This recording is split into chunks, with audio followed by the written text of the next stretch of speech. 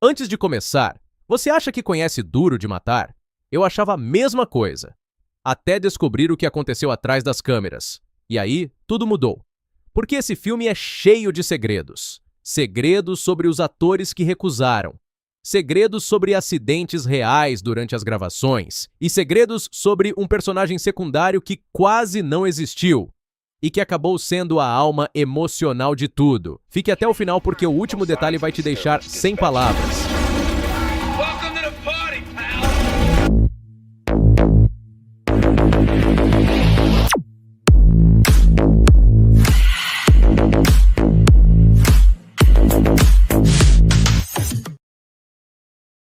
Deixa eu te fazer uma pergunta rápida. Você já imaginou perder parte da sua audição para sempre no meio de um dia de trabalho? Pois foi exatamente isso que aconteceu com Bruce Willis durante as gravações de Duro de Matar.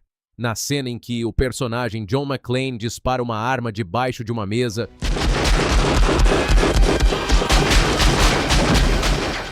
O ambiente era pequeno, fechado, sem espaço para o som se dissipar.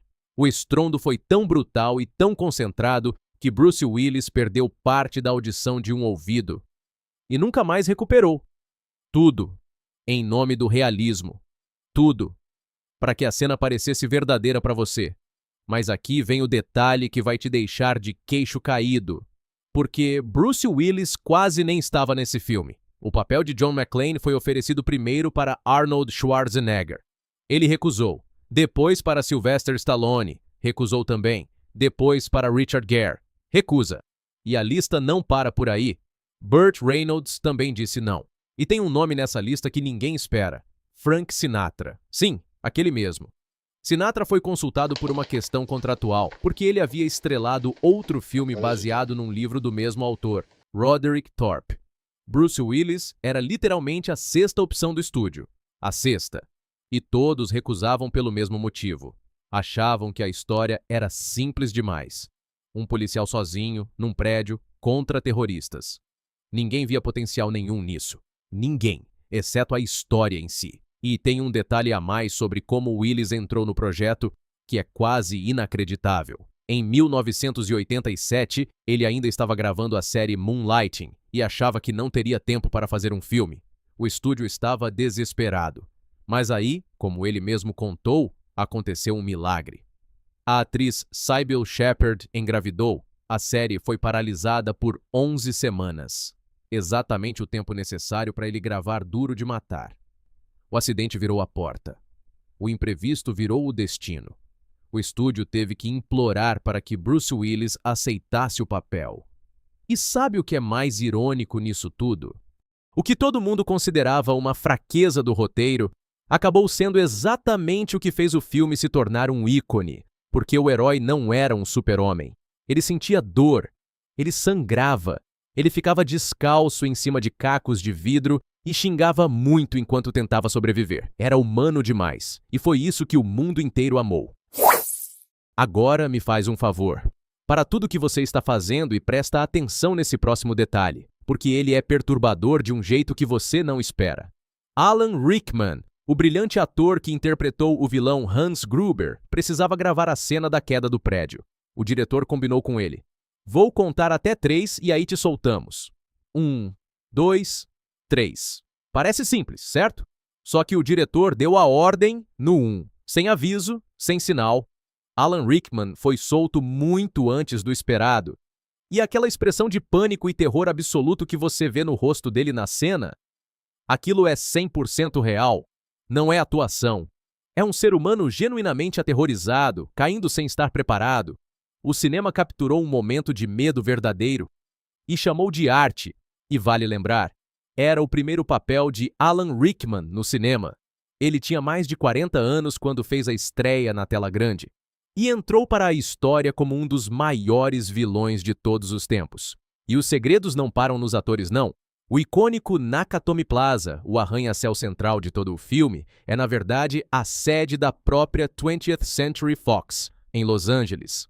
O estúdio filmou dentro do seu próprio prédio e cobrou aluguel de si mesmo para fazer isso. Mas o edifício ainda estava em construção durante as gravações. o que dava ao cenário aquela textura crua e imperfeita que deixou tudo ainda mais real. E tem mais um fato surpreendente sobre esse prédio. Depois de deixar a presidência dos Estados Unidos, Ronald Reagan manteve seu escritório no 34º andar desse mesmo edifício. O mesmo andar onde John McClane rastejava entre os terroristas. E tem um detalhe sobre a produção que parece pequeno, mas é genial. A regata branca de Bruce Willis. Aquela camiseta simples que vai ficando cada vez mais suja, rasgada e ensanguentada ao longo do filme? A equipe de produção preparou 15 versões diferentes da mesma regata, numeradas pelo nível exato de sujeira, para garantir que a continuidade entre as cenas fosse absolutamente perfeita. 15 camisetas para um herói que parece estar improvisando tudo. Mas agora, eu quero te falar sobre um personagem que pouca gente dá o crédito que ele merece. Ele não está no prédio. Ele nunca enfrenta um terrorista de perto. Mas sem ele, John McClane teria morrido muito antes do final. Eu estou falando do Sargento Al Powell, interpretado por Reginald VelJohnson, e a história por trás desse personagem é quase tão improvável quanto a do próprio Bruce Willis. Antes de Reginald VelJohnson ser escalado, o diretor John McTiernan queria Robert Duvall no papel. Ele chegou a dizer que estava torcendo por Lawrence Fishburne.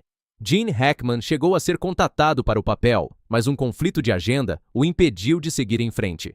E aqui vem a parte que vai te surpreender ainda mais. Durante quase todo o filme, Reginald VelJohnson e Bruce Willis não estavam no mesmo lugar ao mesmo tempo nas gravações. A maior parte das cenas de comunicação entre McClane e Powell era feita com os dois em locações separadas, conversando por rádio. Reginald passou 9 meses no set, mas muitas vezes estava sozinho, falando com um walkie-talkie vazio sem o Bruce do outro lado. Em uma entrevista, ele contou como lidava com isso. Eu tratava o walkie-talkie como se fosse outro ator. E funcionou. A química que você vê na tela entre os dois é construída a partir do nada, da imaginação de um ator falando sozinho para um aparelho de rádio.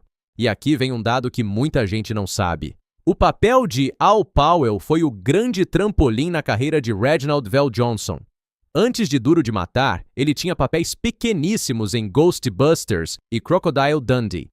Mas depois do filme, o produtor Thomas Miller foi a uma sessão antecipada de Duro de Matar e ficou tão impressionado com Reginald que o contratou na hora para um novo seriado, antes mesmo do filme estrear nos cinemas. Esse seriado era Family Matters, onde ele viveu o policial Carl Winslow por 9 anos.